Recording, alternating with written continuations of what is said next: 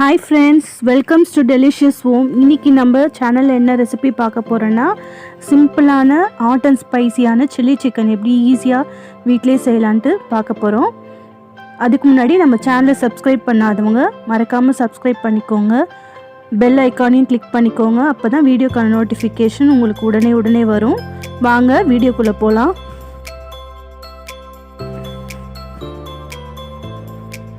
இப்போ ஒரு பவுலில் 250 கிராம் போன்லெஸ் சிக்கன் பீஸ் எடுத்திருக்கேன். அதாவது பீஸ் பெருசாக இல்லாமல் கொஞ்சம் சின்னதாக இருக்கிற மாதிரி இருக்கணும். இதில் நான் 2 டேபிள் ஸ்பூன் மைதா ஆட் பண்ணுறேன். நீங்கள் மைதா இல்லைன்னா கார்ன்ஃப்ளவர் மாவு கூட ஆட் பண்ணலாம்.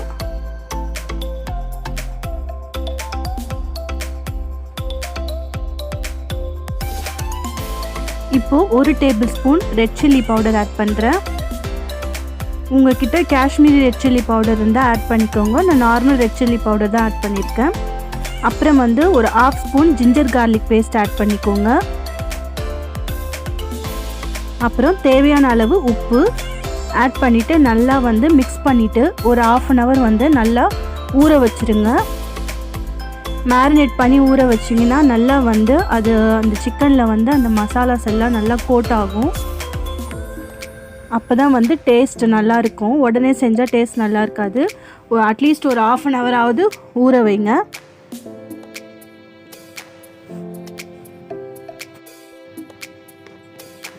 அடுத்து ஒரு பேனில் ஃப்ரை பண்ணுற பேனில் தேவையான அளவு எண்ணெய் ஊற்றிக்கலாம்.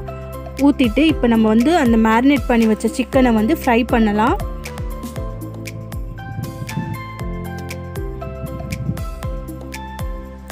ஆயில் நல்லா ஹீட் ஆகிடுச்சு. இப்போ நான் சிக்கனை ஒரு பீஸா போட்டு நல்லா ஃப்ரை பண்ணிக்கிறேன்.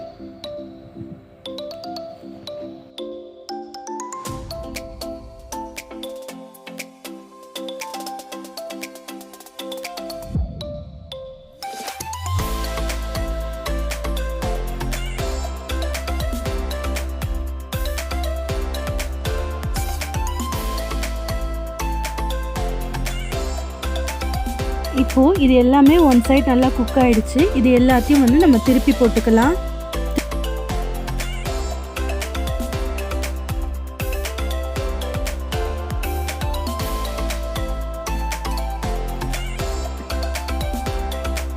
இப்போ நல்லா ஃப்ரை ஆகிடுச்சு.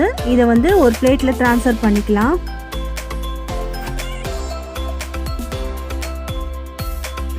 இப்போது இதே பேனில் நான் ஒரு ஆனியன் கட் பண்ணி போட்டிருக்கேன்.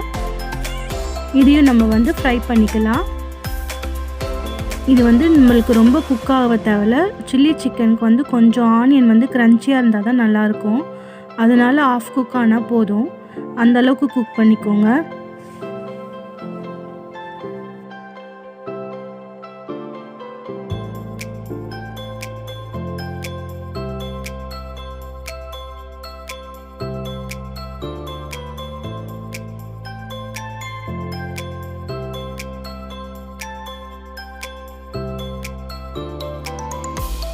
இப்போ இதில் க்ரீன் சில்லி ஆட் பண்ணிக்கோங்க. கேப்சிகம் இருந்தால் கேப்சிகமாக ஆட் பண்ணிக்கலாம். நான் இல்லை, அதனால் க்ரீன் சில்லி ஆட் பண்ணியிருக்கேன். இதுவும் ரொம்ப குக்காக தேவையில்ல. ஓரளவு ஒரு 50% குக் ஆனால் போதும். மெயினாக சில்லி சிக்கன் இந்த மாதிரி ரெஸ்டாரண்ட் ஸ்டைல் ஃபுட்டுக்கெலாம் இந்த வெஜிடபிள்ஸ் ஓவர் குக்காக ஆகக்கூடாது. 1/2 குக்காக இருக்கணும். க்ரன்ச்சியாக இருந்தால் தான் டேஸ்ட் நல்லாயிருக்கும்.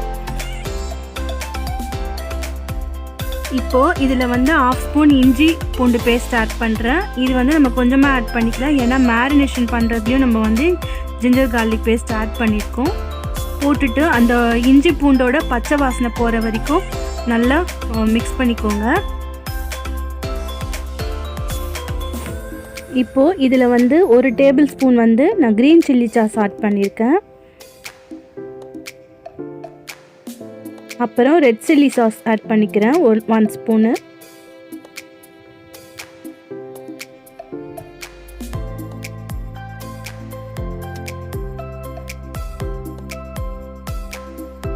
அப்புறம் ஒரு 1/2 ஸ்பூன் வினிகர் ஆட் பண்ண போகிறேன். வினிகர் ஆட் பண்ணிட்டா கொஞ்சம் அந்த சிக்கன் கொஞ்சம் சாஃப்டாக இருக்கும், ஹார்டாக இருக்காது.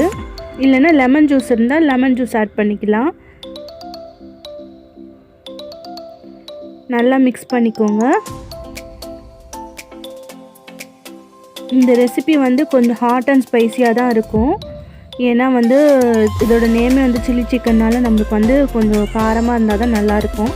அப்புறம் வந்து 1 டேபிள் ஸ்பூன் சோயா சாஸும் ஆட் பண்ணிட்டேன். இப்போ நல்லா மிக்ஸ் பண்ணிக்கோங்க.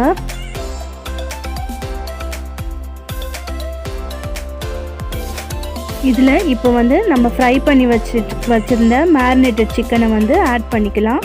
ஆட் பண்ணிவிட்டு நல்லா வந்து அந்த கிரேவியோட கோட் ஆகிற மாதிரி நல்லா மிக்ஸ் பண்ணிக்கோங்க.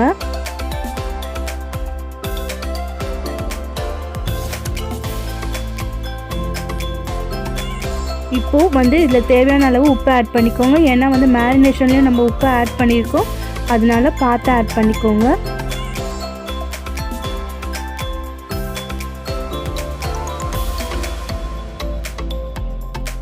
பாருங்கள், பார்க்கறதுக்கு எவ்வளோ நல்லா இருக்குது. ரொம்ப டேஸ்ட்டாக இருக்கும். கண்டிப்பாக அந்த ரெசிபியை ட்ரை பண்ணி பாருங்கள்.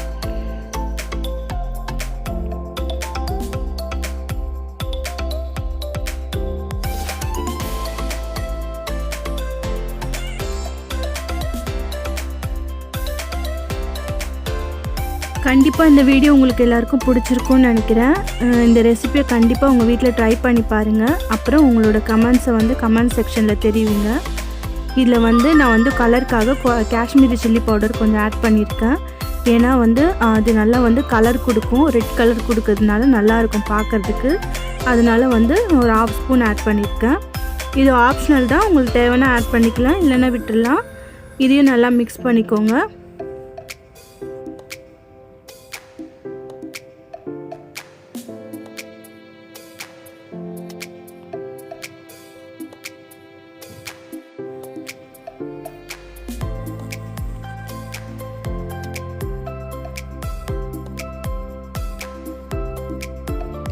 இப்போ வந்து நம்மள வந்து டெக்ஸ்சருக்காக வந்து கொஞ்சோண்டு 1 ஸ்பூன் கார்ன்ஃப்ளவர் மாவை வந்து தண்ணியில் கரைச்சி ஆட் பண்ணிக்கலாம். அப்போ தான் வந்து அந்த டெக்ஸ்சர் வந்து சில்லி சிக்கன் டெக்ஸ்சர் வந்து நல்லாயிருக்கும். இல்லைன்னா நீங்கள் உங்களுக்கு விருப்பம் இல்லைன்னா ஆட் பண்ணாமல் விட்டுட்டா ட்ரை சில்லி சிக்கனாக இருக்கும். இது வந்து கொஞ்சம் செமி கிரேவியாக இருக்கும். அதுக்கு தான் வந்து நான் கார்ன்ஃப்ளவர் மாவை கரைச்சி ஊற்றி ஆட் பண்ணியிருக்கேன்.